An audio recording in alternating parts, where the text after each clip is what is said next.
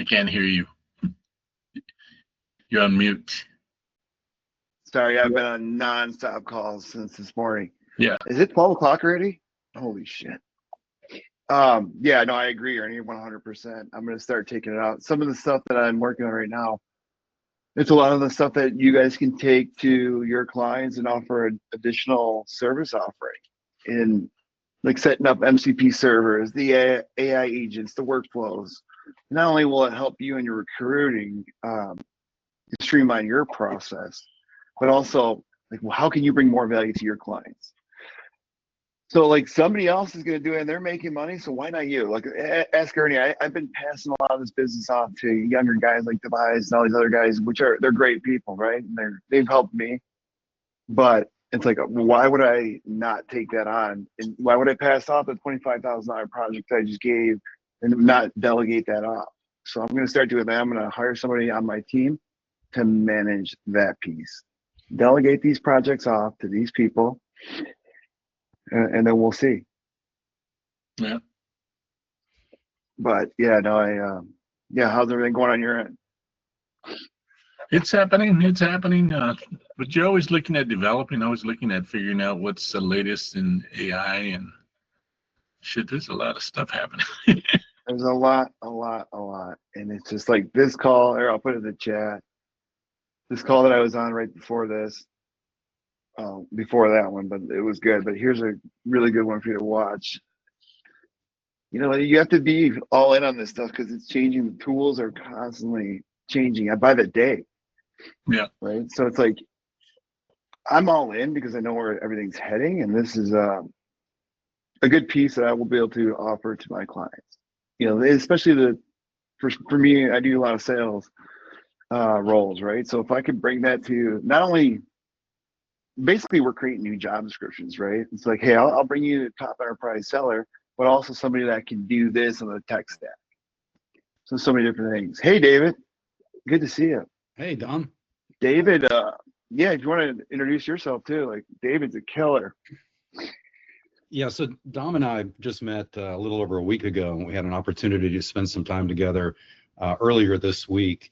And I gave him a little bit of a taste of some of the things that I've been doing over the last 13 years in consulting with sales teams and sales organizations. And Dom invited me on the call today.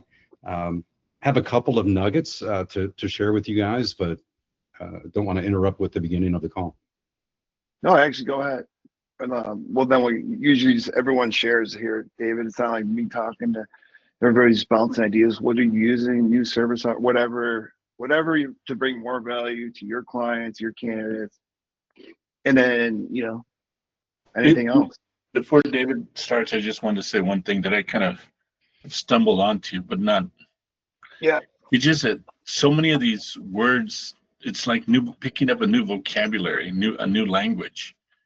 And you hear initials, and then you gotta kind of figure out, okay, where do they fit? A, B, and C. And like everyone talks about an agent, they go, what the heck is an agent?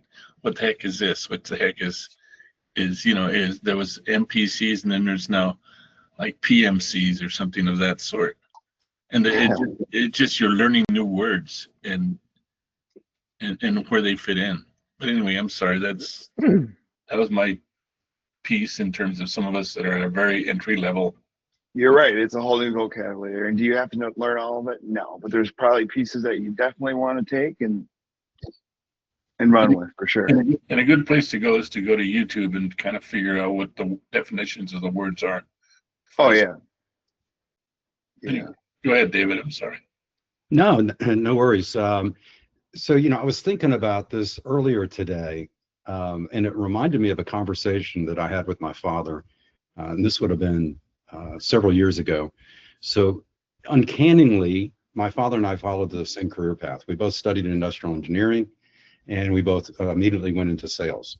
And so I had an opportunity over dinner one night to ask my dad, hey, you had a lot of success in the sales world. I mean, that was your career. I said, Dad, what was the one thing that was behind your success? And he didn't hesitate. He actually said, my professional engineering license. And I said, really? I said, I don't hear that many engineers that are still kind of holding that out as, hey, this is why I'm winning business. And I said, so what about the professional engineering license created the success for you? And he said, the credibility, the fact that I was certified as an engineer, built credibility with engineers that I was having a conversation with. And in a lot of cases, I would know more about the products and services that I was selling than they would. And so I looked at my dad and I said, hey, Dad, that's pretty cool, but in today's world, that wouldn't have worked. And he goes, why?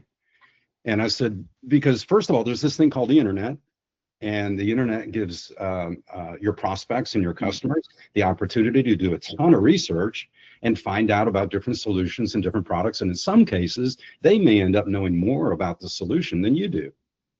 And then I said, the other thing is now this thing called AI. And AI is picking off a lot of the things that we as sales professionals or recruiters do. And I said, you know what that's going to leave, Dad? I said, it's going to leave the ability for us to connect with another human being. It's those soft skills. How do you build trust? How do you build credibility? How do you do that in the conversations that you're having with prospects and customers? Because all this other stuff, AI is going to pick off and figure out how to do more effectively. So one of the things that Dom and I talked about is that as an engineer, I brought a lot of curiosity to starting my own sales consultancy 13 years ago. And the curiosity was specifically around how human beings make decisions. So engineers, again, we love to tinker, we love to understand what's behind how things work. And so I started reading, and I ended up reading over 20 books on behavioral psychology, specifically to how customers and prospects make decisions. And one of the nuggets that came out of that was around the concept of value. So I'm going to ask this question again. This is a rhetorical question. I don't think anybody would ever say otherwise. But is communicating value important in the conversations that you're having with both your customers and your recruits? Is that important? Yeah. Yeah, of course. So can anybody on this call tell me scientifically how a human being perceives value? What is the mechanism that happens in their brain that causes them to perceive value? Can anybody tell me that?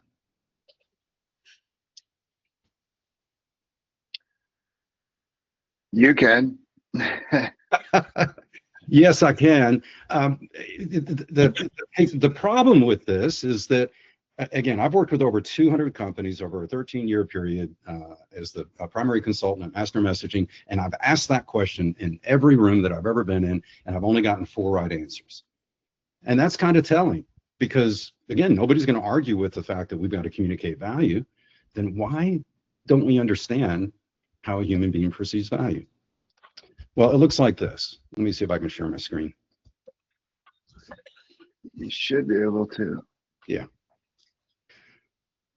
All right. All right, so you should see, let me get there. You should see on your screen the initial PS. Yeah? Yep. Okay. So think about a typical selling conversation that you have with a company that you'd like to do some recruiting for. So you start the conversation and you should realize that the person that you're communicating, they think they understand what their present state looks like. This is the world that I live in. These are the challenges I face when I'm trying to find top talent. Here are the other things that are going on in my business. That's their present state. You start talking about the value and the services that you can bring to them, and they try to imagine their future state. Oh, I'm talking to Dom. Here's the things he said he could do. I think this is what my future state would look like if I were working with him. And what Daniel Kahneman, one of the most brilliant behavioral psychologists, found that it's in the contrast between the present state and future state that human beings perceive value. So value is perceived in a contrasting worldview. It's literally, this is what the world looks like without the services that you provide, contrasted with this is what the world would look like if they were using your services in that future state. So I'll give you a quick example. I shared this with Don the other day. I do a fundraising bike ride every year. It's a 55-mile bike ride that starts in rural Maryland and then rides all the way to Dewey Beach. And it's an organization that's raising money for kids with autism. 3 years ago, they started the race in a rural part of Delaware. where unbeknownst to the organizers, they had stripped the road of the top coat. And so for any of you out there that like to ride street bikes, you know that's a recipe for disaster. So we're riding along, hoping our tires don't explode. Horrible ride, 5 miles of this, and all of a sudden we hit the newly paved section of the road. Without exception, every rider around us immediately exclaimed, "Oh my gosh, this is the smoothest road I've ever been on." They wouldn't have said that if we'd started on the smooth road, because there'd be no contrast. Now, the reality is that your prospects think they understand their present state, but you all have the ability to ask questions to deepen the understanding of the pain or the present state that they're in. And once you do that, you can move their understanding of the present state further to the left. And now you can flip the conversation, paint a picture of a better world by working with you, and the perception of value is much higher. So there's a simple formula that goes along. If you want to know how much value you're delivering in a conversation, then you can take the future state that you've communicated and then subtract the present state, and that's going to create the amount of value. So essentially, it's the gap between present state and future state. Now, that all seems pretty straightforward and simple, but here are some of the mistakes that sales professionals make. They'll start a conversation, and they'll have some understanding of what their value proposition is. And they also know the products and services that they represent and what those products and services are and does. And the mistake that even some of the most accomplished sales professionals make is they talk too much about what the product is and does. And the challenge with that is when you're talking to a prospect, they're not necessarily saying this, but they're sitting there trying to figure out, okay, what Dom is communicating with me, what does this mean to me? They're trying to figure that out while you're talking. And because of that, they're not listening with the same clarity and intent if they're trying to figure out what it means to them. And so instead of starting with, hey, here are all the amazing things I do, hey, you should want it just because of that, there's a better way. And again, I don't want to dominate our time together, so I'm going to run through this really quick. So instead of starting with, hey, here are all the amazing things that I do, you can telegraph some of the challenges that you know exist in their world. And again, we never want to look at a prospect and go, hey, Dom, I know you've got problems. But what you can do is you can make a third-party reference. So you can say, hey, in talking with other sales organizations or in talking with other clients that are trying to hire the top talent, here's some of the challenges that I'm hearing. And then you give those challenges. And then challenges don't exist in a vacuum. There's always an impact of those challenges. And you can telegraph the impact. And then when you're done with that, there's a great open-ended question that you can ask. You can go, Mr. and Mrs. Prospect, this is what I'm seeing and hearing and dealing with other professionals like yourself. I'm curious, what does all that look like in your world? Great open-ended question. And they should validate some of the challenges that you've telegraphed and potentially give you others that maybe you didn't include. And again, for time's sake, this is also where you would be asking qualifying questions. So a great follow-up to, hey, what do these challenges look like in your world? A great follow-up to that would be, what have you tried to solve these challenges? Because whatever they answer to that question, that's going to be what you're competing against. Mm-hmm. So they're probably going to say something like, well, we've tried this other firm, or we've hired internal recruiters, or again, whatever they say is going to be what you're competing against. And then we all love to qualify. Again, we got to get to budget, authority, need, timing, the whole band thing. And there are organic ways that you can weave those questions in. So again, a great follow-up to, what have you tried to solve it? Okay, I now understand what I'm competing against. What kind of budget did you throw at that problem? So now you can start to get to, hey, what kind of money are they looking to apply to either engaging you or solving the problem? After you've gone through the questions to qualify them and learn more about the challenges and problems that they have, now you can flip the conversation and describe what they can do differently by partnering with you. This is the most difficult step in this sales conversation roadmap, because as human beings, we're so hardwired to talk about things from our point of view. And so what a lot of sales professionals will do is they'll do a good job of digging into the challenges, problems, qualifying the prospect, and then they'll shift the conversation and go, hey, what we do is to solve the problem. And the challenge with that is you went from talking about the prospect on the left side of this conversation to talking about you. There is no contrast in that. So what you have to do is you have to create value position statements that reflect what they can do differently. So here's one that I think I shared with Dom the other day. So Dom is, again, you all are aware of this. He's introducing AI into sales processes to create more efficiency, in addition to going out and finding the top talent that his clients need. So a great value position statement would be, hey, you know, Dom, thank you for sharing all those challenges. If it's any consolation, you're not alone. So what if you could increase the time to revenue in the different parts of your sales organization? What if you could do that without taking any more time off your plate so that you could actually focus more on coaching your existing team? So by saying statements like that, again, if I were Dom, I haven't said anything about what I do. I'm just describing what their world would look like because they're partnering with Dom.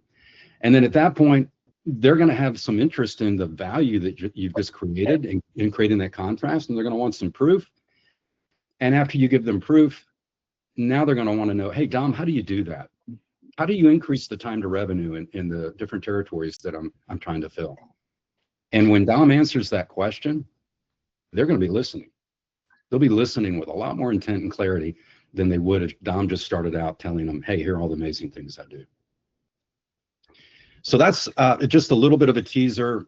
There's a ton more that I've learned about behavioral psychology, how to intentionally use stories, how to tap into what behavioral psychologists use when they're working with a person that has a fear or an anxiety, how to use that technique to overcome emotional objections, how to tell a story around a 3D object to trigger the value of what you bring to your clients. There's all types of things that we've mapped to behavioral psychology and how human beings make decisions to identify principles and techniques that you can use in communicating with your prospects. Any thoughts or questions? Amazing. Thank you for sharing. I mean, anybody that's on this call, you know, a guy like David, we would charge you for to get it out. You might as well ask away. You know, so whatever questions you have, ask. Because this is what this calls for, BD, to help everyone get more business in the door. No, I just say your approach is true. I mean, you forget that. You forget, because you always start about what I can do for you. And it's not really about what I can do for you. It's more about what are your problems? Tell me what you need, and then how I can take care of some of those issues, but at the same time, this is what you're going to get in return. Now, how do you overcome when someone, I was looking at like an internal recruiter and a fractional recruiter. Mm-hmm. That whole issue, and you basically, someone says, well, I don't want to pay for a contingent recruiter or retained recruiter. I'm going to hire my internal recruiter. So now the third solution is a fractional recruiter, which could be cheaper. The question then becomes, if I'm the guy in HR that just made that decision to hire the internal recruiter, and here you are coming along and offering me a lower cost, I might have to eat some crow. Yeah. How? Yeah. So talk to me about how you would handle that sort of situation. yeah, and that gets into what you just heard me say a minute ago about how psychologists use a specific technique to overcome an emotional anchor that a client of theirs has. So it's and you all have heard this term before, but it's called a reframe. So a reframe is using an analogy, a metaphor, or a story that has nothing to do with the issue that your prospect communicated to you. And I'm going to give you an example here in a minute. And this taps into another behavioral psychology principle. You cannot logic your way out of an emotional issue. Think about the last time that you had an emotionally charged conversation with a friend, family, spouse, partner, and you're sitting there, you're going, hey, what you're saying, Ernie, I understand the emotion behind it, but here's the reality. Here's the logic. It never works. It's like trying to talk somebody that has a fear of flying out of the fear of flying. Hey, Ernie, you shouldn't be really? You're afraid of flying? Are you kidding me? It's more dangerous to get in your car and drive down the corner and fill it up with gas than it is to get on an airplane. They're just going to look at you and go, I don't care. You're speaking out of the logical cerebral cortex part of your brain. They're speaking out of the limbic system, which is the emotional part of the brain. So it's like two ships passing in the night. So imagine again, a counselor, you walk in and go, I'm afraid of flying. And the counselor looks at you and go, you're an idiot. It's safer than getting in a car and driving. The patient would just look at the counselor and go, well, that doesn't feel very good. I'm going to go. You're the idiot. I'm out of here. Yeah. So they don't do that. They use a reframe. Now I'm gonna give you a reframe for the situation that you just described, but I want to use another one so that you understand the progression of how to identify the story, analogy, or metaphor that you're going to use to overcome some of these objections. And the reason that the objection that you gave me, Ernie, was emotional is because they have an emotional stake in the fact that they hired that internal recruiter. That makes it a highly emotionally charged objection because of what they have at stake because of the decision that they made. So here's a quick example. How many of you, well, you know what, I can't see all the people. How many people are on this call? Because I only see 17. Okay. So I'm positive that there are people on this call that either are parenting teenagers or have parented teenagers.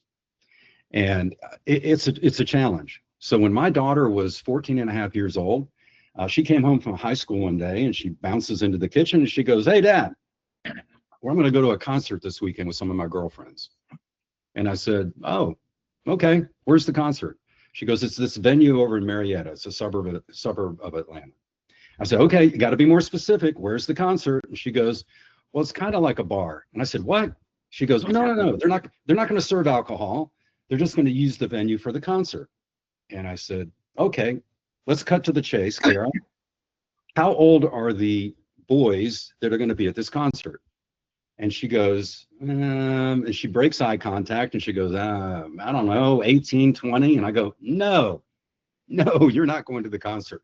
Now, anybody that's parented teenagers, especially teenage girls, you know how emotionally charged my daughter was. So I had two choices. I could look at her and go, hey, Kara, I've prepared for this moment in time as your father. I've done extensive research on the internet. And as a matter of fact, I've collated it into a 50-page document with an executive summary that proves 14 and a half year old girls that go to concerts with 18 to 20-year-old men never realize the hopes, aspirations, and dreams for their lives. It's right here. She would just look at me and go, shut up, you're an idiot. So I didn't do that. I reframed it. I looked at her and I said, hey, Kara, it's kind of like this. I said, right now I'm teaching you how to drive. She goes, yeah. I said, where am I taking you for the first couple of times to drive my car? She goes, the big Kroger parking lot down the road. I said, why do you think I'm doing that? She's like, and now she's getting belligerent because I changed the subject. She goes, I don't know. I said, well, the reason I'm doing that is you've never been behind the wheel of a car, and I want to put you in a safe situation. So if you make a bad decision, you're not going to hurt somebody or hurt my car. So when you prove to me that you can make a safe decision in the parking lot, where are we going to go next? I don't know. I said, we're going to go to the neighborhood. A little more complicated, same principle, prove to me that you can do that. I said, so let me ask you this. What would it feel like if I put you in the passenger seat of my BMW? We drove down 400, we got onto 285, which is the big loop road that goes around Atlanta that's like 8 lanes.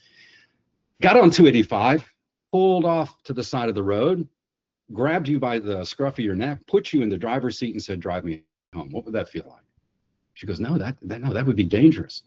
I said, that's exactly what you're asking me to do by letting you go to a concert with 18 to 20-year-old men. You're asking me to put you in a social 285 setting that you have not demonstrated to me that you can make safe decisions in. So over the next 30 years, as you prove to me that you can make safe social decisions, I'll let you date whoever you want and go to that concert. Now, was she happy with the answer? No, she still wanted to go to the concert, but you know what she said to me? She goes, Dad, I hate it when you make sense. So she understood, which is what I was going for. So let's go back to Ernie's challenge. Fractional recruiter, when the HR person has already an emotional investment in the recruiter that they've hired. Now, the example that you just heard, the underlying moral of the story is that my daughter was asking for authority and freedom that she hadn't demonstrated the ability to do. So to identify a reframe, I started thinking, what's like that? What would be similar to that? And I landed on, oh, it's like driving a car. Again, she hasn't proven to me that she can make safe decisions in driving a car in the same way that she hasn't proven making safe social decisions. That's how I got to that story. So we're going to do the same thing for Ernie. So Ernie, what is the underlying reason? Is it the fact that they've made an emotional investment and again, it's staked a lot of their credibility on hiring this internal recruiter? Right. Okay.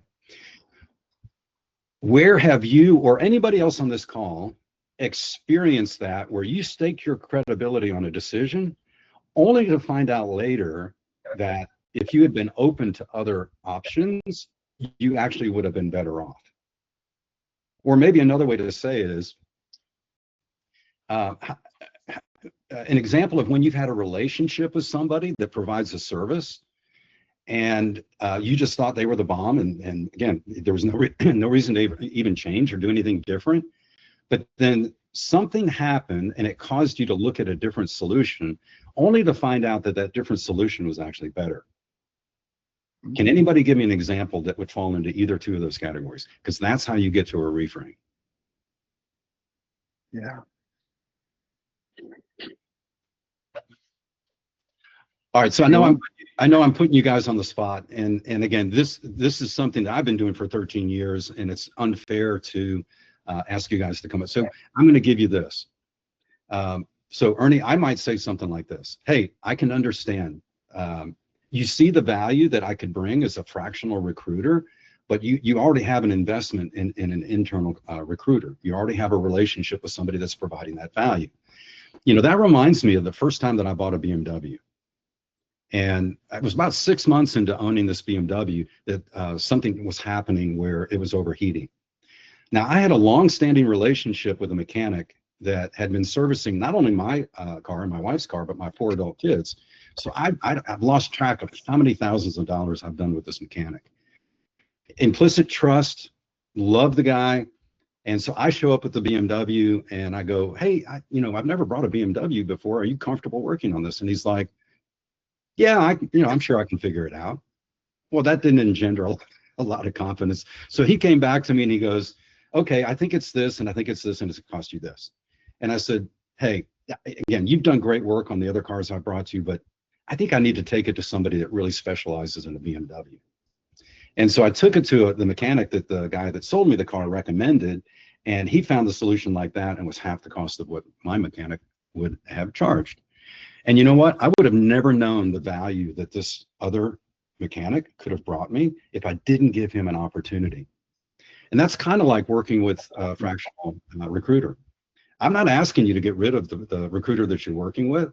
I'm just asking you to give me an opportunity to work on some of the open positions that you have so that you can experience the value that I can bring your organization in the same way that I experienced new value in working with that BMW mechanic. And as a matter of fact, I've worked with a number of companies that had the same dynamic where they had internal recruiters. They gave me that opportunity, and we're now able to bring so much value to their organization. That's how you get to a reframe. Amazing. Nice. Amazing. Very Now, nice. again, I wouldn't use my BMW story. Again, I'm sure you could think of, it could be somebody that services your HVAC, or it could be somebody that takes care of your yard. Again, we've all had people that we've done business with, and we gave somebody else another opportunity, and we saw that there was more value there. But to be honest with you, I'm going to use your BMW story. Okay. I mean, the examples are always like, how do I create it? But then you gave a great example in terms of BMW. And I used to have a Mercedes and got rid of it. But I remember my cousin who was a mechanic said, I never deal with Mercedes drivers, because if I have to change their battery, next thing they're going to tell me is the tire's flat and you caused it. He goes, Mercedes guys are that way all the time. Yeah. He goes, so it's understanding that value, and understanding the value of when you have a Mercedes, it costs you $500 to change the oil, as opposed to $35.95 when you take it to the lube shop or whatever. But that's a good example, and really what you're trying to get them to think is to get away from their emotional attachment that they made a mistake. Because the other part of it, I think, is that down and dirty is when you are hired onto a team and you say become the vice president, your credibility really depends on how you can create a better team. And that's why they brought you on board. They didn't bring you on board just for you, but to evaluate and make decisions that's going to bring on different people, which is sometimes maybe just replacing somebody that you really like. So I remember that BMW because when you showed me that, I had just gotten rid of my 740i. You did. Yeah. Yeah. For those of you that don't know, Huff and I have been longtime friends. So good to see you, Huff. Yeah, Wait, I'm still stuck on this, David. I got 3 kids, 5, 4, and 2. Your patience, I would just be like, no, you know what? That's such a great playbook. You know, I realize I got a lot of work as a father of 3 kids. And my youngest being a daughter, I am screwed. I got a lot to work on there. Yeah. Jeez. Hey, how much did you like it, Dom, when you were a kid, when your dad just said, because I told you so?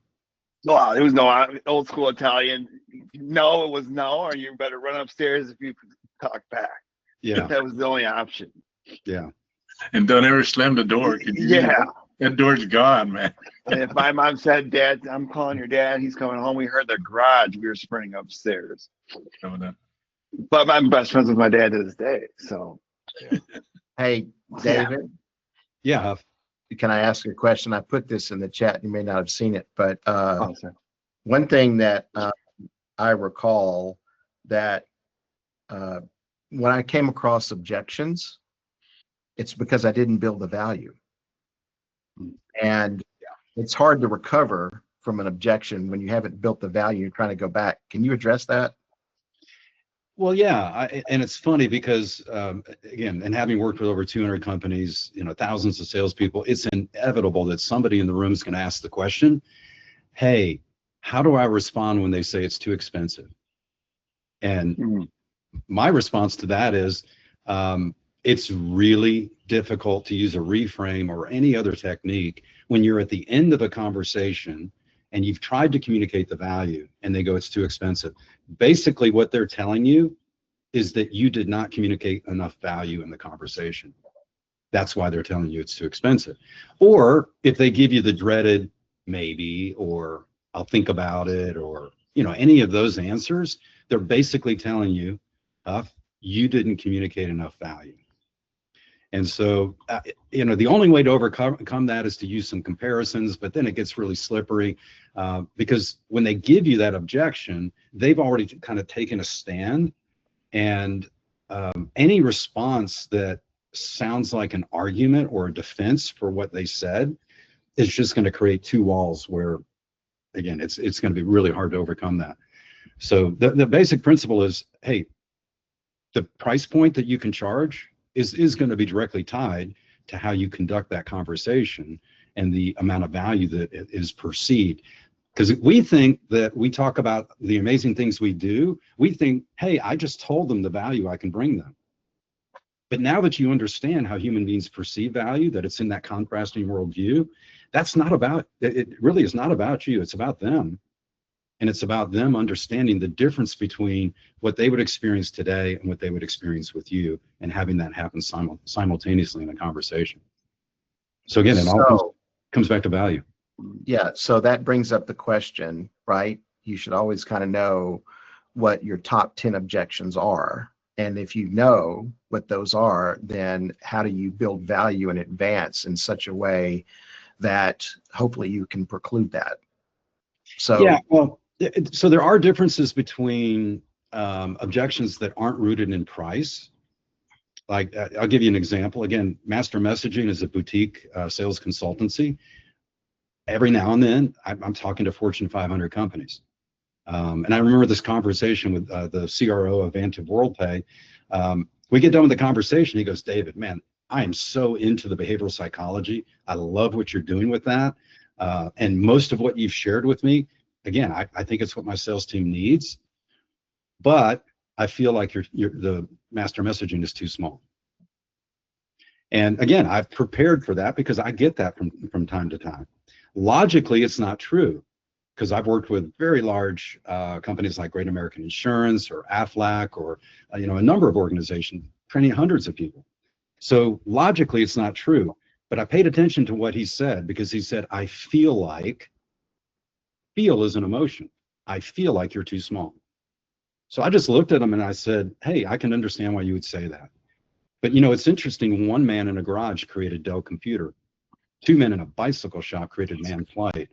So imagine what the 3 to 4 of us at MasterMessaging are going to be able to do with your sales organization. As a matter of fact, Great American Insurance and Aflac, they had the same concern. But we've now trained over hundreds of their salespeople to rightly communicate the value of the services that they provide. So now what do you think? So you're right, Huff. You need to know what are some of the most common objections. And if they're rooted in a bias or emotion, you have to come up with a reframe in advance. Because otherwise, you're going to hear something, you're going to go, okay, David said I need to use an analogy, a metaphor, or story. All right, so Huff, it's kind of like apples and oranges. No, it's like tennis and golf. No, it's not tennis and golf. What is it like? You can't do that in the moment. So you've got to come up with the right analogy, metaphor, or story in advance. And I would suggest that you practice it on somebody. Just don't go in cold thinking, okay, what I came up with is good. Try it out on somebody before you do it. Then you'll be able to bring that reframe to the objection with confidence and conviction.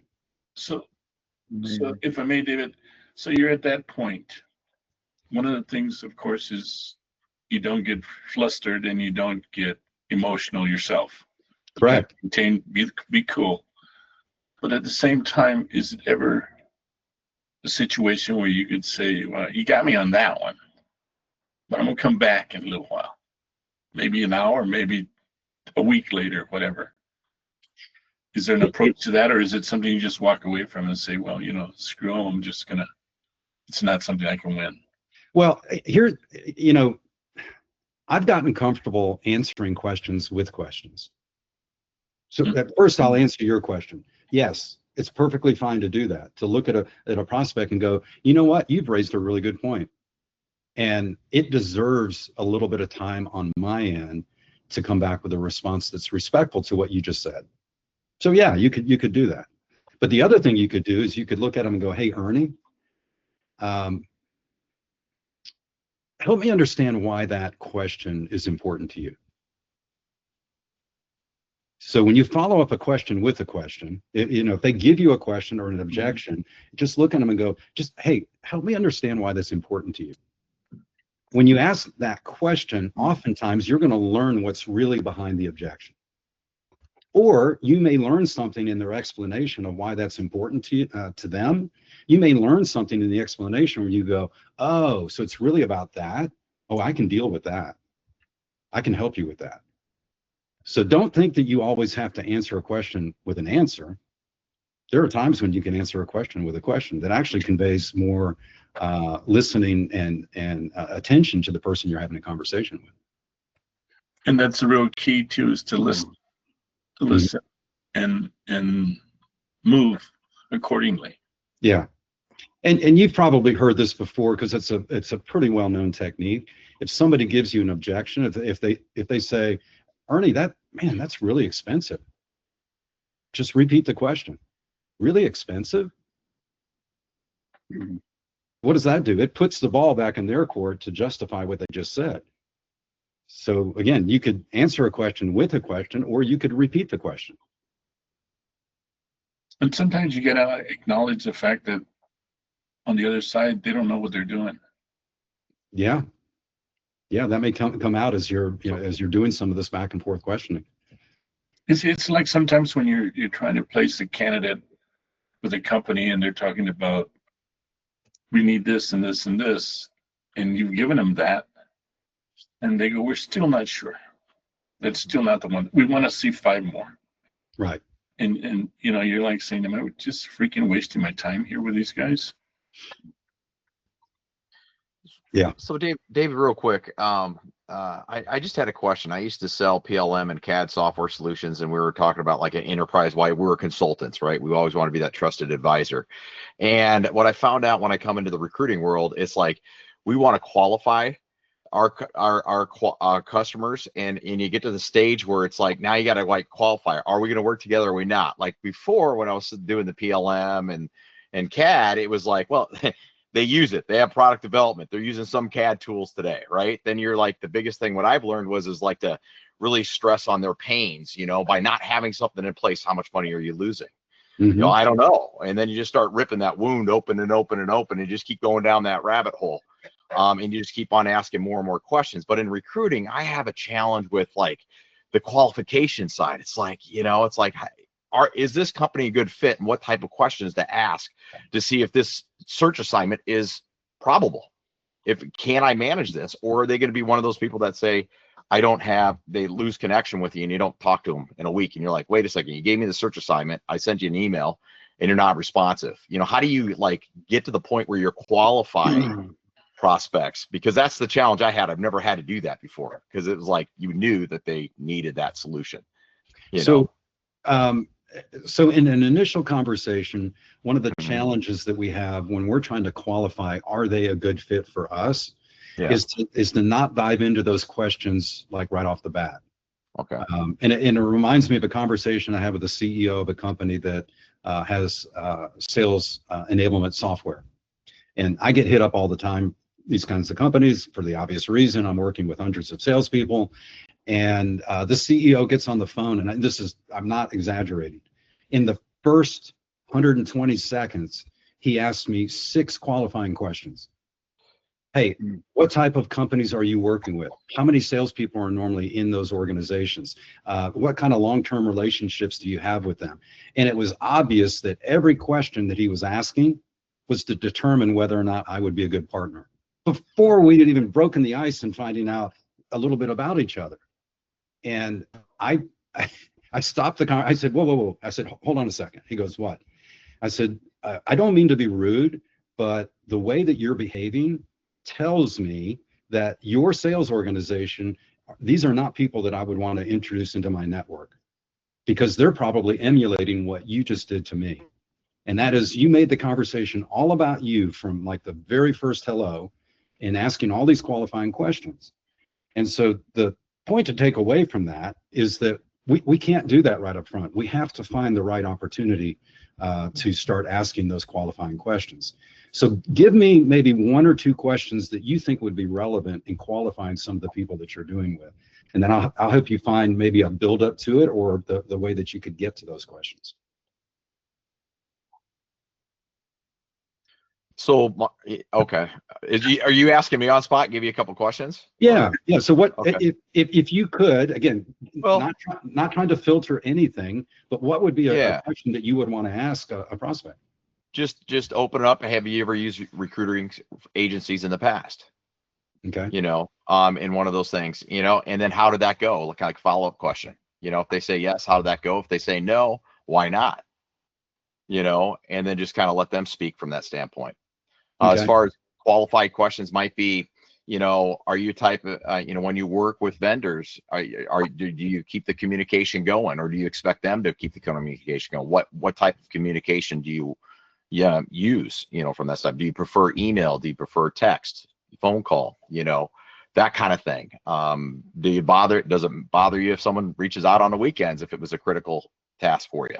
you know, because of, you know, or how critical is this placement in the organization, you know, or is this something that's been open for 6 months and they're just waiting?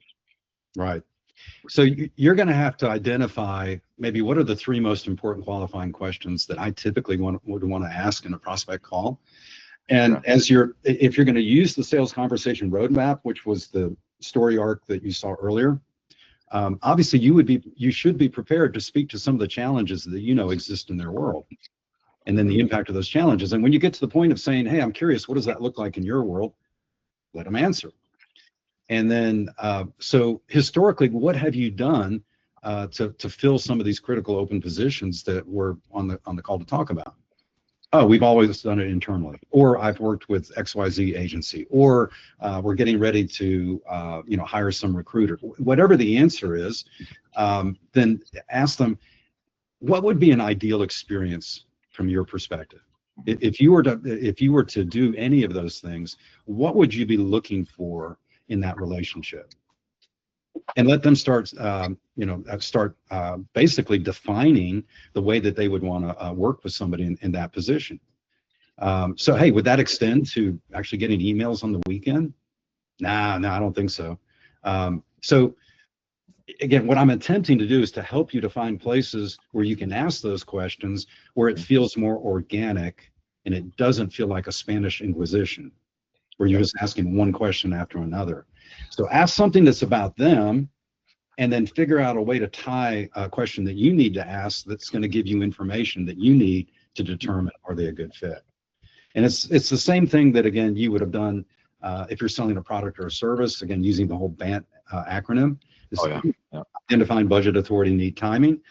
You just need to find, again, you heard me say this earlier, hey, when you've tried to solve this problem in the past, what kind of budget did you use to solve it? That gives me the answer on what are they thinking as far as budget. The follow-up question to that would be, who else in your organization actually approved that budget or was involved in determining the budget? You see how this is more organic in the way the questions are going, and not necessarily, hey, right up front, hey, I'm not going to spend more than 30 minutes with you if you don't answer me these questions in my first 5 minutes. So hopefully that helps them. Have you ever gotten into a situation where you just decide maybe the person has too much of an ego, or somehow you guys aren't clicking, that you just got to walk away? Yeah, Ernie, it even goes beyond that. Because if you spend any time with me, you're quickly going to learn that my ultimate goal is to change the perception of the sales profession so that it's an honorable profession. And the way that I do that is I help salespeople understand you're not necessarily there to sell a product and make a commission, because that's about you. You're there to solve problems in the world of your prospects organization with whatever service you represent. And so, Ernie, from time to time, I'll be talking with a sales leader. I'll say something like that, and I'll see the expression on their face, which basically is, wow, David, that's really touchy-feely. I don't know how I feel about that. When I see sales leaders, when I start pushing on them that, hey, you can't keep talking about numbers with your sales team. If the only conversation you have with a sales team member is around where they are in attaining quota and how much revenue that they've created, you know what you're doing? You're anchoring them to think about themselves, their commission, and the deals that they're trying to close. That is not the posture that you want a salesperson to have when they walk in to have a conversation with a prospect. And when I sense that in a sales leader, I tell them, I say, look, we're not going to be a good fit, because philosophically, I'm coming at this from one place, you're coming at it from another, and it's just not going to work. So yes. But there are times too with companies that's all they care about. I mean, you look at HR, the group that's supposed to lead the culture of the company. Mm-hmm. And I classify them in 2 forms. One is those that really care about people, and those that really care about having the forms filled out properly, because they used to be the receptionist who became the office manager who became, and I call those Mabels, that grew up in the company, and they're the ones that, this is the way we're going to do it, and this is the way we've always done it, and don't even, and as I had a friend of mine say that if someone died in my company, and one of my my friends because they become your friends. He goes, if your first question is, well, what did you do? And you don't ask, like, are you all right? Are this family all right? What do we need to do? But if your first question is, what do you do? Then I got to get out of there because it's not the right environment. So I guess my question to you is, I've dealt with a lot of salespeople, and there are a lot of them that think they're God's gift to the sales industry. Mm-hmm. And what's your success rate in changing it? You know, I had a CEO ask me that almost the exact same question, because he rightly came to the conclusion. He goes, "You're trying to change the heart of a salesperson so that they're more focused on the prospect and solving their problems and not focused on themselves." And he looked at me point blank. He goes, "How are you going to do that?" And so here's where I landed. In the workshops that I facilitate very early on, I show a video of a blind man sitting in a park. And some of you may have seen this video because it was actually pretty popular for a moment. And the blind man has a sign in front of him and it says, "I'm blind, please help."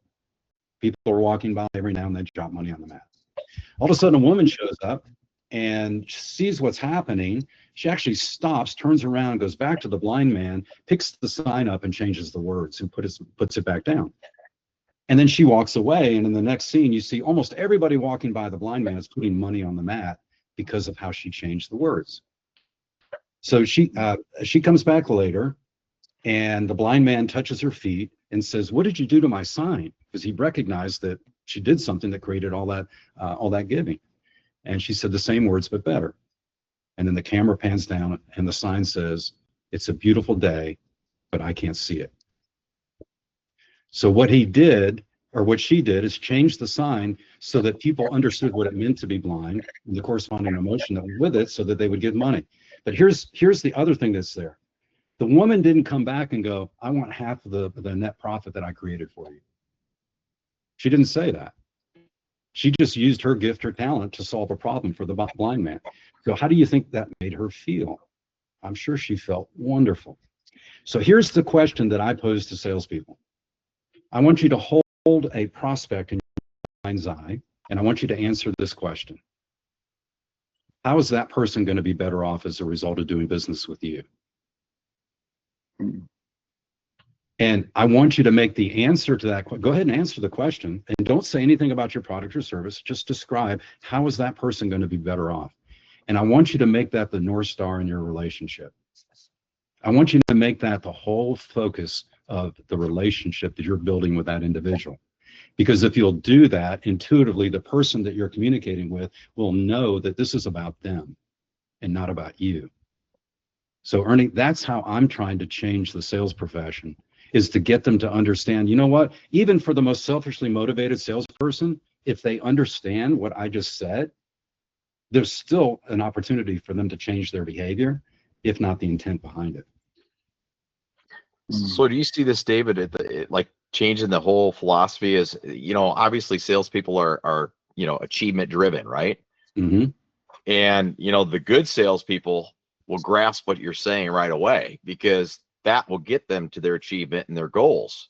Right. The ones that are, I always use the used car sales rep that doesn't want to put the time and effort to get better are going to go with that product first in transactional theory. Yeah. Yeah. So I see that it could definitely be catchy because if the ones that are out there, if they grasp that, and they're probably already doing it to some level, because you're not going to be successful if you're just not caring about that person that you're talking to on the other end, getting to know them as a human being. Yeah. There's a book that I read called Drive, and I'm trying to remember the name of the author. I should know this off the top of my head. But the whole book is about motivation. What motivates human beings?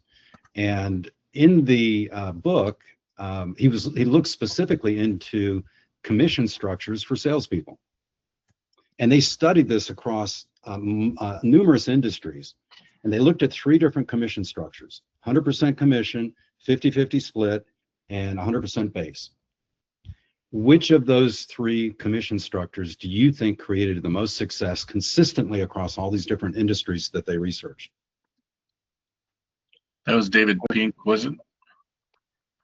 It was 100% commission, 50-50, or 100% salary. Which one? 50-50. 50-50? Salary.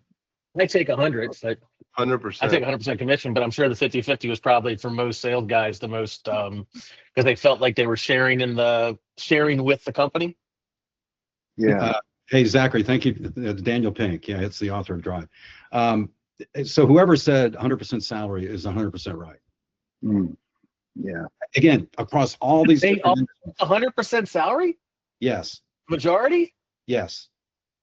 Wow. Now, So they weren't sales guys. no, they were sales guys. So then the question becomes why? Why were they more successful than the people that were being paid a 50-50 or 100% commission? Because What were they selling? So I want to interject here because A, I've got to go, and B, David, you're awesome. Yeah. And the last thing I want to say is I've heard this many, many times from David, as you can imagine. And even still, I was thinking earlier, what summary could you walk away from this conversation that would be the easiest thing to remember, to apply, and all this other stuff would kind of fall into place? Okay. Mhm. And because what David talks about is simple, but David's an extremely effective and efficient communicator. I've seen him present so many times, and it's just powerful. You know, he doesn't jump up and down, but his credibility, his articulation, his efficiency, it's just perfect. And and that's why his company messaging, because he's always been an effective communicator. It's a natural gift that he has. And so, but what's the takeaway? The takeaway is, and it's the hardest thing to remember, is even though you genuinely know you want to help your prospects, it's the hardest thing to forget about what you're going to get out of this or what you're going to do for them versus how is their life going to be different? How are they professionally and personally going to be different, or what can they do differently as a result of experiencing you? And if you can solidify that, put it on a sticky note, brand it here. If you could do that one thing, the other stuff will naturally fall into place. Yeah. So let So me answer. right. Let me answer the I have question. a question. Yeah, like what were they selling, and what was the salary? What could the 50-50 guy make, and what can the 100% commission guy make? See you later, That was Huff. my question. Okay, so I'll answer that. I'd have to go back in the book to see all the different industries. I don't know that they got into the weeds of what the other commission structures would have paid, but here's the fundamental reason why 100% salary outperformed the other two compensation plans. It took what was in it for the salesperson off the table. They never enter a conversation with a prospect thinking about, what does this mean to me? It took that off the table. So they could 100% focus on, Tommy, I'm going to solve your problem. That's all I'm here to do, is to solve your problem. And when I see the value in that. I do. Yeah. I just wonder, like, when you have the mindset, and I have that mindset of help everyone around me get what they want, I'll get what I want kind of attitude. I always have. I also like to make a lot of money. So the value of a sales guy who has the relationship building, let me help my customer, and a commission structure seemed like a better match for me than 100%, a salary, because you're capped, right? So at the end of the day, yes, you're not worried about what's in it for you. You're not worried about chasing commissions, and that's a bad sales guy who's worried about chasing commissions. So I struggle with that. I understand what you're saying, and it makes 100% sense. I just struggle with that in terms of how you would grow an organization when a sales guy is like, okay, I'm making 100 grand, but I sold 4 million. The other guy sold 9 million. The other guy sold 21 million, and they're all making 100 grand. Yeah. Thanks for your time, Dominic and David. I Hey. got to jump off to another call. Thanks for your time. I appreciate it. See you, Very Luke. helpful. You're welcome, See ya. Luke. Thanks, Dominic. Nice See ya, to meet Luke. you, David. I think it froze.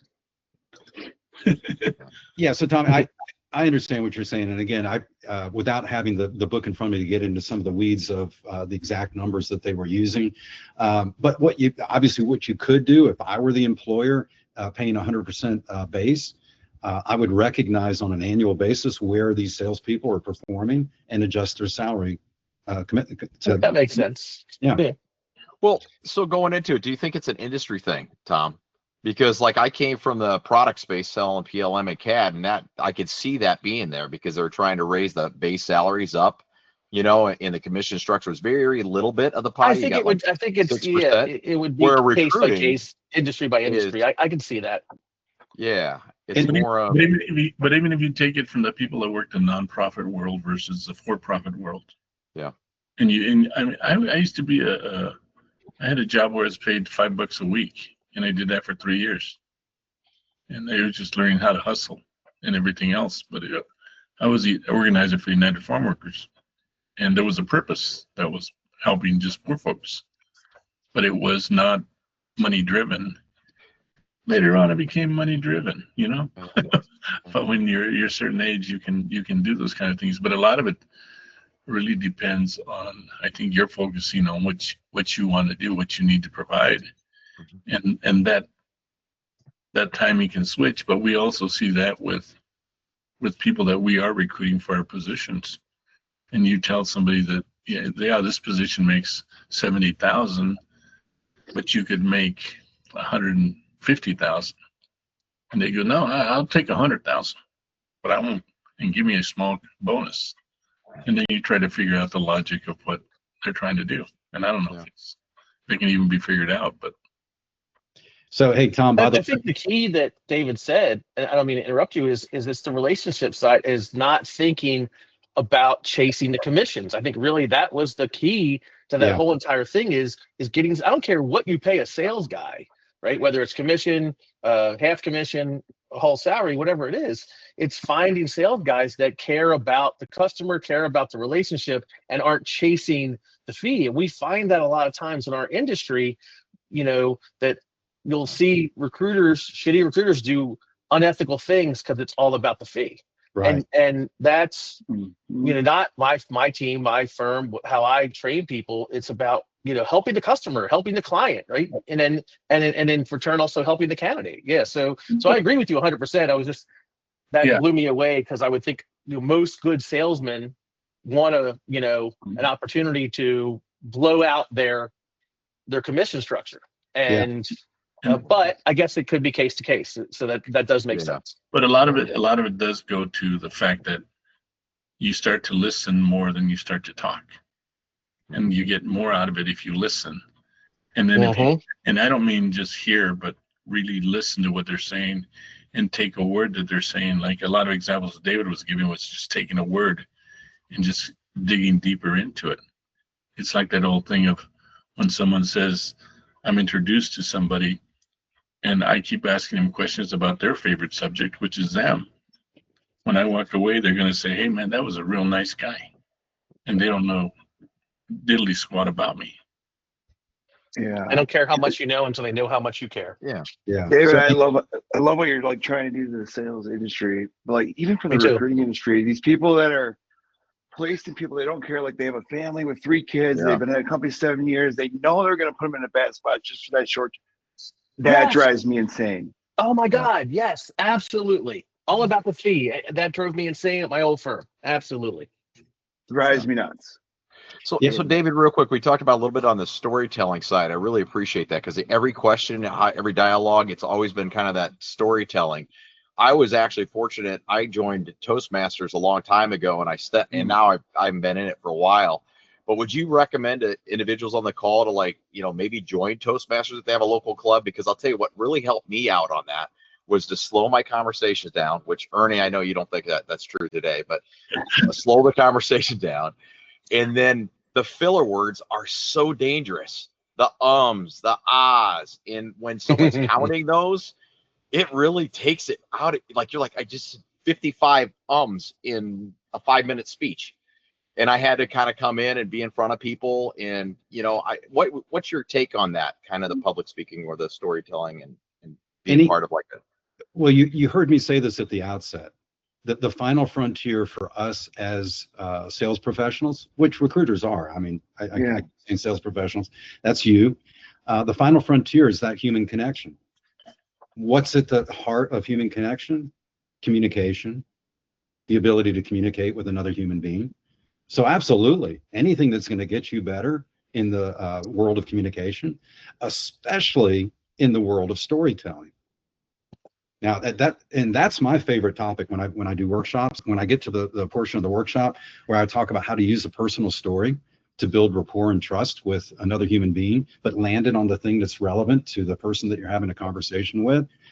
And again, nobody's ever going to argue with the fact that story is the most effective form of communication. As a matter of fact, there's a TED Talk out there where a scientist had two people sitting back to back, and they attached the brain monitor things on their head to monitor their brain wavelengths. And they're having two different conversations. Their brain wavelengths are completely different. They turned them in the study to face each other. One of them started to tell the other person a story. Within 5 seconds, their brain wavelengths were completely alike, completely in sync. Storytelling is the most powerful form of communication. And if you can learn how to tell a story around an important point that you want to make with the audience or the person that you're communicating with, they'll remember that point because you wrapped it in a story. And by the way, how many stories have you heard me share today? Yeah. Started with my dad. You heard about my daughter, the BMW mechanic. And you're right, like David, that you remember it. You know, like I can remember all the stories now, and You know, I remember early on, Storytelling for sales is great too, because it relates to them. Yeah. early on in my career, I had a boss. When he talked, he was really slow in talking. And I mean slow in talking in the sense that you would tell him, well, how are we going to deal with that? And he'd go, well, and after a while, I got to know him, and he'd tell me. And I go, Lloyd, why do you always go so slow? What the hell's going on in your mind? And he goes, Ernie, he goes, I learned a long time ago that I can't take back what I say. So I have to kind of make sure I say it correctly. And that's why you see me do it. And I said, you know what, that's pretty cool. I didn't learn it all right, but but it is a good way of doing it. And it's a good way of when you raise your kids and you do any part of your life, you just take your time and don't be in such a rush. Yeah, rediscover the power of what I call the pregnant pause. I watch it in Elon, Steve Jobs, every video I watch of these guys, and he asks him a question, and he just what was the question? Was what something about Apple in the beginning stages? And that's exactly what they're talking about. It was he paused for like a minute because he was really thinking about it. Like, what is it? I thought it was like 5 minutes. It was ridiculous. Yeah, was it 5 minutes? Yeah, it was. You know like what I'm talking about? Yeah, I'm gonna look it up and send the link to everybody. Yeah. But the pause is also meant to get you to be a little nervous, a little unaware. And pay attention too. Yeah, anytime you pause as a public speaker or just in a conversation with another human being, you know what it does? It creates listening. Because the person you're talking to is like, all right, what's he going to say? As opposed to just a steady stream. And the other thing is to vary your pace in the way that you communicate. Don't just talk at the same pace the whole time, because people get used to that. One of the behavioral psychology principles that I teach is do something unexpected in a conversation, because it creates listening. So I used to open my workshops with a story about barefoot running. Everybody's sitting there going, why is he talking about barefoot running? And by the way, it is an interesting topic because I get a lot of questions about, really, you run completely barefoot on concrete? And the thing that I do is I tie it to the whole reason I'm there. So I'll tell the story about barefoot running, but then I'll segue into, here's what this means to you. and they remember the point that I make at the end because I told an intriguing story, an unexpected story about barefoot running.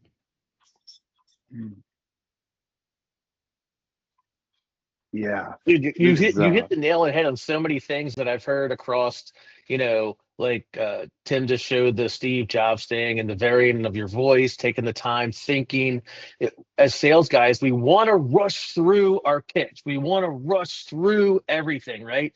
And so many people don't get that, right? And also, I wish Huff was still here. He's real big on that whole disc profile stuff, right? So Mhm. when you realize when you're talking with a guy like me or Dom, right? Get to the fucking point. Tell us what the price is. Move on. We're done, right? But when Right. you're talking to someone who's an engineer, right? They're gonna want to know all the negatives, all the positives. There's so many, and sales guys don't want to recognize that, right? I They know. want to just sometimes plow through, or they treat everyone the same. And yeah, they're good because when they meet a bunch of guys like me and Dom, they sell, right? So they make sure they try to call as many me and Doms as they can, but they're still going to run into a lot of other ones that they aren't going to sell to, but the numbers end up fooling them into thinking they're a great sales guy. You bring so many great points in everything you've said across the board. So Tom, let me ask wait, you, wait, let me ask you Tom, this so question. yesterday Can you when Animal, guys change? hold on a second. I gotta, just before I forget this, when Animal said, he asked us the question like, how do you get all that information out of a candidate? I go, when I'm done with a call with a candidate, I literally have their life story in 15, 20 minutes without even He didn't asking them. understand that. He never understood. I don't even know what how we to do. explain it though. David, like, how would you explain that? He was like, how could you ask that? Or how do you ask that? I go, I don't even know. I just get on the call with them and then they just, Well, I I don't think know. David made a good point, Dominic, is that, and it's that catchphrase that people don't care how much you know, they know how much you care. When we get on the phone call with these candidates, sometimes we end up becoming like, and Ernie will say, it's your cousin, your best friend, right? You just exude a personality of actually caring. You're not like other recruiters they talk to or other sales guys you talk to. And when I have a conversation with a person, I'm talking to this guy, Brian Bass, I'm about to close a deal. We're talking about him, Shreveport, and he's single, all the chicks he's gonna meet in Florida. He's laughing, we're having a good time. I know everything about the guy. I knew what his offer was, the old company, right? He's single. Hey, I'm talking to the guy up in Philadelphia. I know that he's gay, they got an adopted son, right? Like, you're not dragging it out of them. They're telling it to you because they actually think, and I do care. If I'm going to make a placement with and I'm going to move them from one company to another, right? I want to make sure it's a good move. And if I don't, and maybe this company doesn't like, I use that the thing with the same-sex benefits for same-sex benefits for same-sex partners before gay marriage in Chicago, right? The candidate, she had a same-sex partner. One company had same-sex benefits, one didn't. If I didn't know she was gay and had a partner like that, I may have stuck her in the wrong company. Finding out this information makes me a better recruiter and put people in better places. That's why I want to know those things, not because I'm nosy, not because I need something to talk about, because I want to make the right decision for that person. 100% agree. So my guess would be there's something that you're doing early in the conversation that makes the person that you're communicating with feel like they see me. They say there's something that you're doing early on. And one of the traits that I'm sure you're bringing to these relationships is curiosity. I think curiosity is one of the best and camaraderie, something that we can connect with early on. Yeah. College, a sporting event, kids, grandkids, something. It's even before that though. Starts with a hello. How you doing? When I'm calling you. Let me tell you, I saw your background looked really good, but I just wanted to ask you a few questions. And then you start going into all the rest of the connections. But I think it's a real introduction as opposed to somebody like you get all these scam calls, and you just know, and you tell somebody you got to go back to school and learn how to sell. But I think that the biggest thing is what you probably do is at the very beginning, it's just that feeling of when you're talking. And I mean that by saying, you pick up the phone, you say, hey, Dominic, how you doing, man? This is Ernie Morin. I'm a recruiter, and I just want to talk to you about this. And I get this job, and I thought maybe this might be a good idea for you. Instead of just going at it a totally different way. and I know you're busy, but let's talk. And Yeah. and then I start every conversation. I know you're busy. I'll be brief. yeah. Like I acknowledge that they're busy. Yeah. But right away you got to make them feel important, and that you're not quite sure, but you're not, you may want this, you may not want this, but this is going to be a good conversation we're going to have. And that's what I think you guys probably do in different ways without it being said, because then that's when they start to listen. In other words, how many times do you say, shit, I ain't got time for this shit, and you hang up, Yeah, I heard one guy explain it this way. People don't remember what you say. They remember how you made them feel. Yeah. Mhm. I have a trick. I've told a bunch of people this when I'm talking to a client, right, or a candidate, and at the end, I can't get really anywhere. When I say I can't get anywhere, they don't have an opening, the guy won't move or whatever. And I'm very big into what you're saying about, you're developing rapport, you're developing a relationship, you're trying to get information, right? What's the hardest position to fill? If you had a dream job, what would it be? Stuff like that. But I usually end the conversation with something like, here, take my number, put it behind your wife's picture. That way, if the shit ever hits the fan, you call me before you call her. And that is such a shocking thing, but it's not, I'm not trying to pick his wife up, but the first thing to hear is put my number behind your wife's picture, kind of like, what are you talking about, dude? And then do you call me in case you get laid off? Call me before you call her. They remember that, right? That is something that they remember about me that makes them want to call me again. Because, Tom, it's unexpected.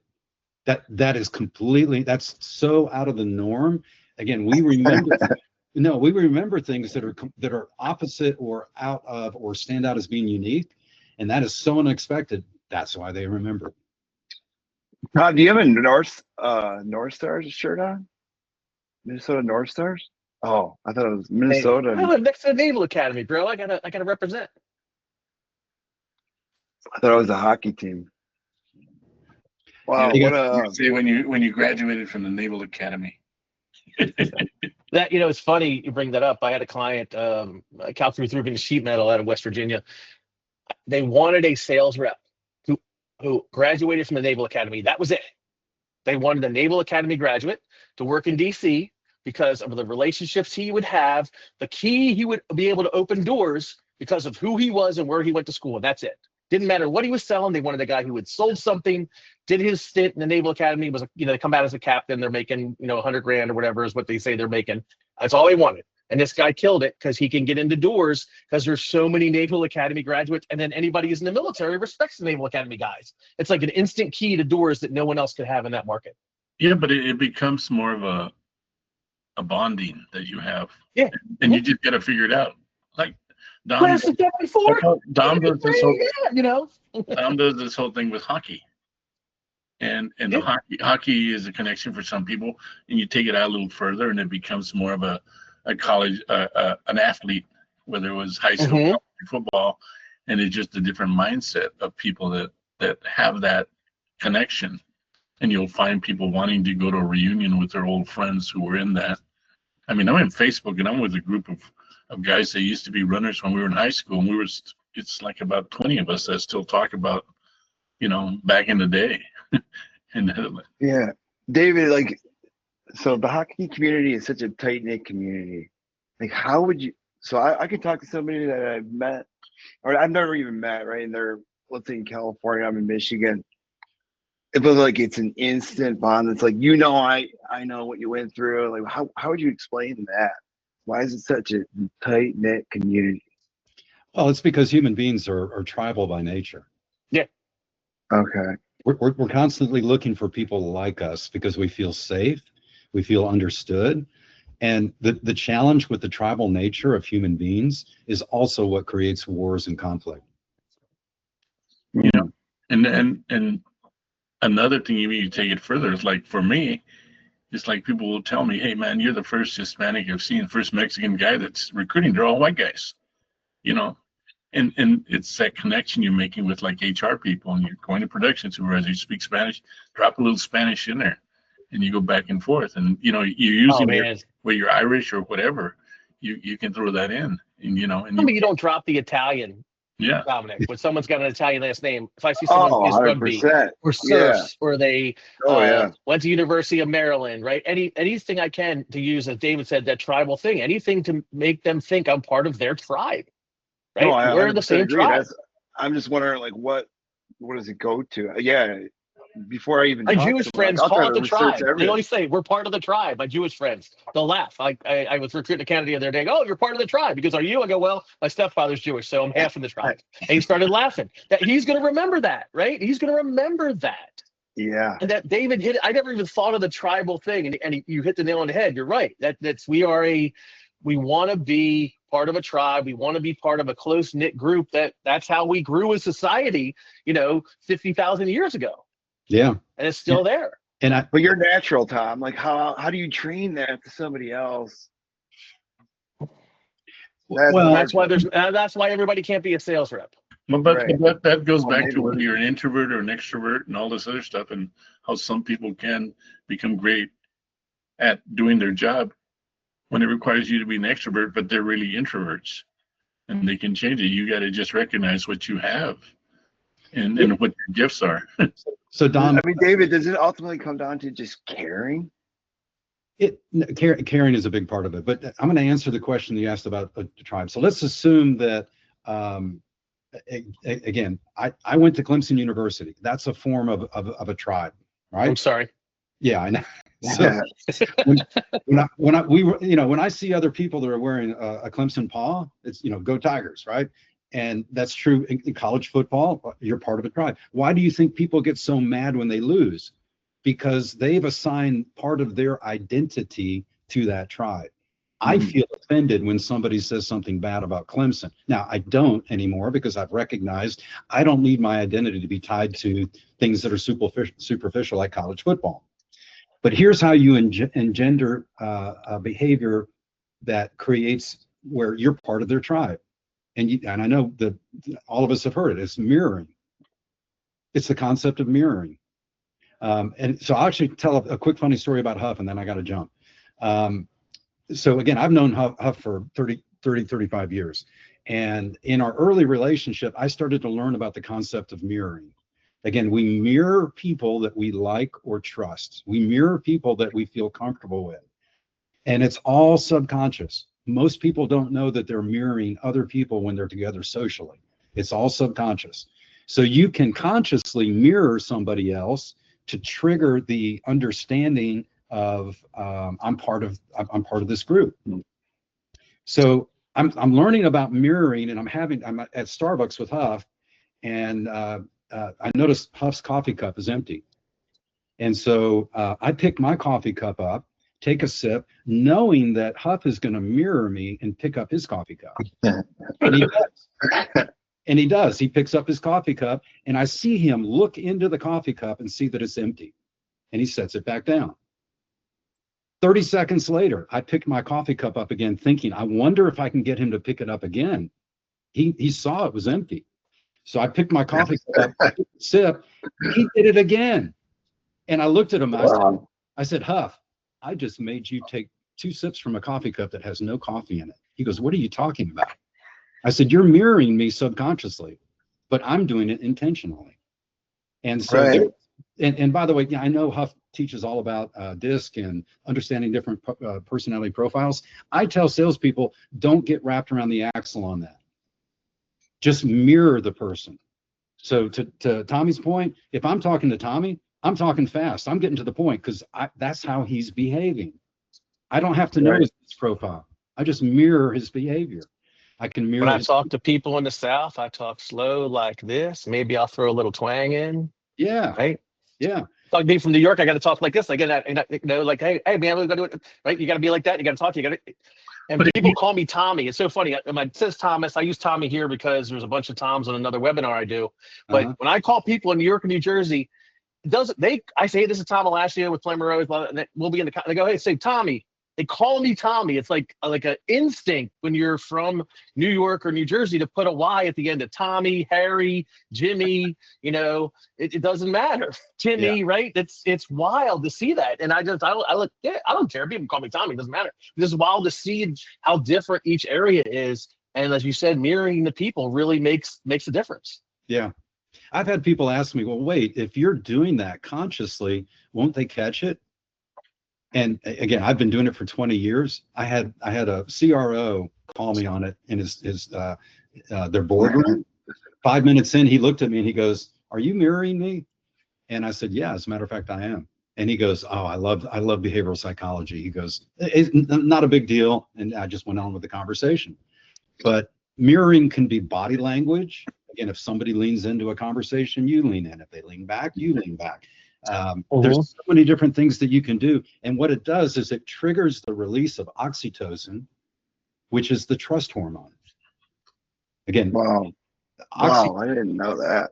Yeah. So the other ways that you elicit oxytocin in a relationship is a handshake, which is one of the reasons why selling on a flat screen is so difficult, because you don't get the ability to engender trust by giving somebody a hug, a fist bump, a handshake. Because when you touch another human being, your brain registers, oh, you feel safe around them, otherwise you wouldn't be touching them. So I'm going to release oxytocin.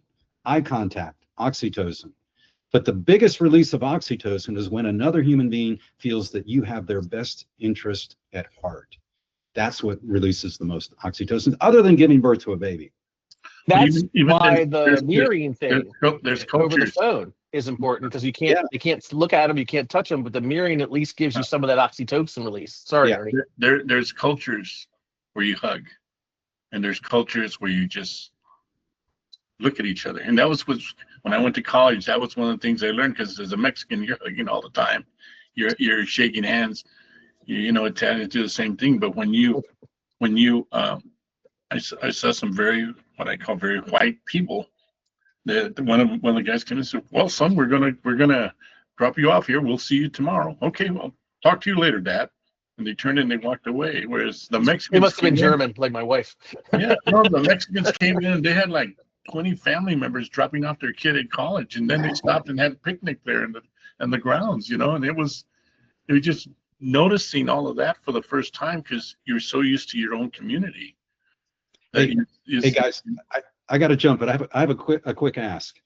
If you have any clients that have sales organizations and you would like to add value to that relationship, introduce me, and I'll be happy to do a 60-second or 45-second version of what you've experienced today, just as a way of adding value on your behalf to that organization. I love it. Thank you, David. This is David. awesome. Yeah, Dom, there was Pete Lefkowitz. They did a meeting and they were in a round table at a conference room, and they always noticed that the CEO sat at the head, but he hadn't been there for this meeting. So whenever they were pitching the team, they would go and stand by the CEO's seat, and that's when they would do their pitch, and they get much more of a positive response than they got anywhere else in the room, because it was the CEO, right? They were always looking at the CEO as the guy. He's the head guy. Whatever he says is right.